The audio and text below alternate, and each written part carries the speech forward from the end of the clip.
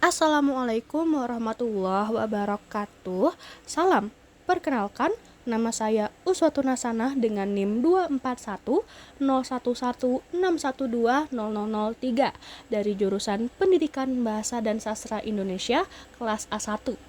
Pada video ini, saya akan menjelaskan tutorial membuat Google Classroom dari awal hingga akhir, serta menjelaskan fitur-fitur yang terdapat di dalamnya. Adapun video ini saya buat untuk memenuhi tugas ujian tengah semester mata kuliah pembelajaran daring. Baik, langsung saja. Langkah pertama, silakan buka aplikasi Play Store di ponsel kalian, kemudian cari aplikasi yang bernama Google Classroom. Setelah itu unduh dan install aplikasi tersebut. Jika sudah terpasang, silakan buka aplikasinya, lalu masuk menggunakan akun Google masing-masing. Setelah masuk ke halaman utama, tekan tanda tambah yang berada di bagian kiri bawah layar, kemudian pilih buat kelas untuk pengajar. Lalu tekan tanda saya telah membaca itu sampai tanda centang dan lanjutkan, kemudian lanjut ke buat kelas. Di sini saya membuat kelas dengan nama Bahasa Indonesia dan bagian 12 IPS 2 itu saya salah ketik, mohon maaf, dan ruangannya juga 12 IPS 2 dan mata pelajarannya adalah Bahasa Indonesia. Lalu tekan tanda buat. Baik, jika kelas sudah berhasil dibuat, maka tampilan utamanya akan menjadi seperti ini. Lalu di bagian kanan atas ada pengaturan. Di situ kita bisa menyunting atau mengedit kelas seperti nama kelasnya, deskripsi kelas, bagian, ruang, mata pelajaran, dan juga di sini ada kode undangan dan juga kode kelas dan tautan juga. Lalu ada di bagian forum itu terdapat pengaturan juga mengenai postingan forum, seperti apakah siswa itu hanya dapat memberi komentar atau bisa memposting juga, itu bisa kita atur. Lalu untuk tugas kelas di forumnya juga bisa kita atur di bagian pengaturan itu. Lalu di sini saya menyalin tautan dan mengirimkan kepada siswa agar siswa dapat bergabung di kelas saya. Sembari menunggu siswa bergabung, pada bagian forum atau stream, saya akan membuat pengumuman baru. Di sini, kita bisa menyampaikan informasi kepada seluruh siswa. Caranya, tekan pada bagian ini, lalu tuliskan pengumuman yang ingin disampaikan. Setelah selesai, tekan tombol posting atau buat untuk membagikan pengumuman tersebut. Lalu tampilannya akan menjadi seperti ini. Selanjutnya, pada bagian orang, kita dapat melihat daftar siswa yang telah bergabung ke dalam kelas. Pada bagian siswa terdapat tanda tambah atau gambar orang yang dapat digunakan untuk mengundang siswa. Kita bisa mengundang siswa melalui email atau surat mereka. Selain itu, kita juga dapat membagikan kode atau tautan kelas agar siswa dapat bergabung secara mandiri. Selanjutnya, pada bagian tugas kelas terdapat beberapa pilihan yang dapat digunakan oleh seorang pengajar. Di sini, kita bisa menggunakan tugas, kuis, pertanyaan, maupun materi yang akan diberikan kepada siswa. Selain itu, terdapat fitur gunakan kembali postingan yang dapat digunakan untuk memposting ulang materi atau tugas yang sudah pernah dibuat sebelumnya. Di bagian ini juga tersedia fitur topik yang berfungsi untuk mengelompokkan materi atau tugas agar lebih rapi dan terstruktur. Selanjutnya, pada bagian ini saya akan membagikan materi kepada siswa sebagai langkah awal pembelajaran. Kita bisa menekan opsi materi, maka tampilannya akan seperti ini. Di sini kita perlu mengisi judul, deskripsi materi yang akan disampaikan. Selain itu, kita juga dapat menambahkan lampiran pendukung. Adapun lampiran dapat ditambahkan melalui Google Drive, tautan, unggahan file maupun gambar.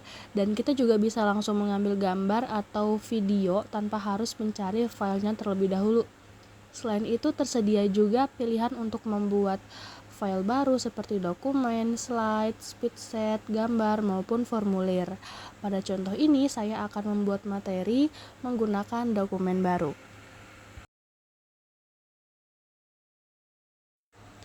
Pada dokumen baru ini, kita dapat mengetik materi yang ingin kita sampaikan kepada siswa. Kita juga bisa mengganti nama dokumen sesuai dengan judul materi. Setelah materi selesai dibuat, kita dapat keluar dari dokumen tersebut. Kemudian, tampilan akan kembali ke Google Classroom seperti ini dan bisa langsung diposting.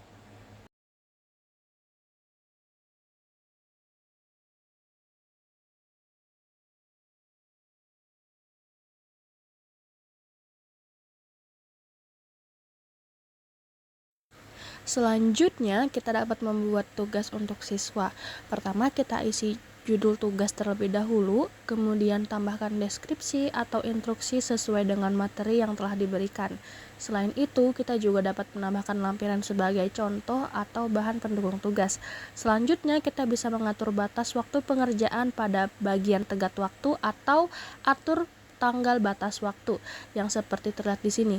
Hal ini bertujuan agar siswa mengetahui kapan tugas harus dikumpulkan. Jika semua telah selesai, kita dapat langsung memposting tugas tersebut agar dapat diakses oleh siswa.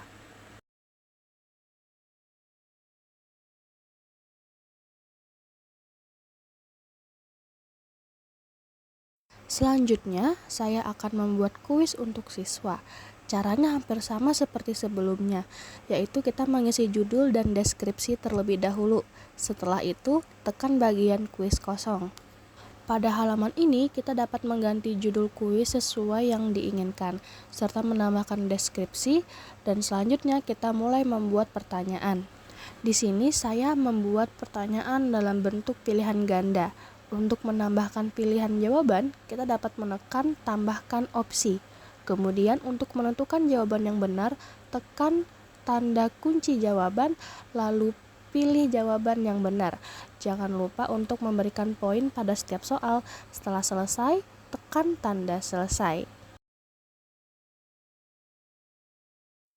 Lakukan langkah yang sama untuk menambahkan pertanyaan berikutnya. Selain itu, kita juga dapat menambahkan gambar untuk melengkapi soal yang diberikan. Dan jika semua soal sudah selesai dibuat, tekan tombol kirim dan publikasikan. Kemudian kembali ke Google Classroom.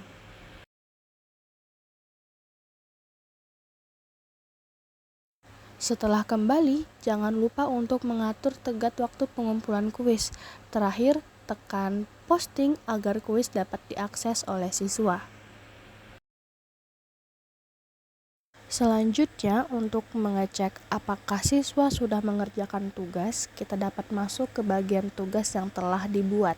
Kemudian tekan pada bagian tugas siswa, dan pada halaman ini akan terlihat daftar siswa yang sudah mengerjakan maupun yang belum mengerjakan tugas. Dengan begitu, guru dapat memantau perkembangan tugas siswa dengan lebih mudah. Selanjutnya, kita masuk ke bagian penilaian. Pada bagian ini, kita dapat melihat daftar siswa beserta tugas yang telah mereka kumpulkan.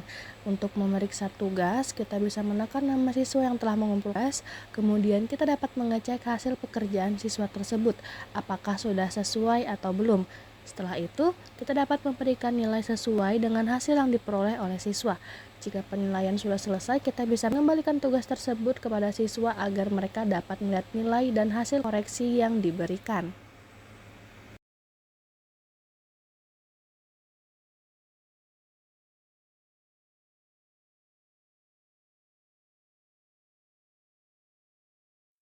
Hal yang sama juga berlaku pada bagian kuis. Namun di bagian ini belum melihat nilai dan hasil pekerjaan siswa melalui tautan yang telah dibuat. Setelah membuka tautan tersebut, kita dapat hasil jawaban siswa beserta nilainya.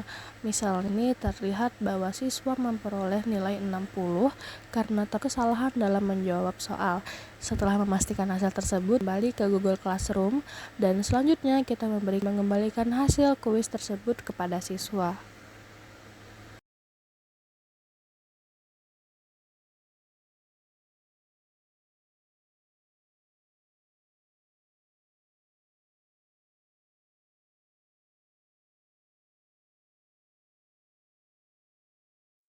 Demikianlah tutorial pembuat dan penggunaan Google Classroom dari awal hingga akhir. Guru dapat membuat kelas digital memberikan tugas, mengelola siswa, serta melakukan penilaian mudah dan terstruktur. Terima kasih. Wassalamualaikum warahmatullahi wabarakatuh. Salam.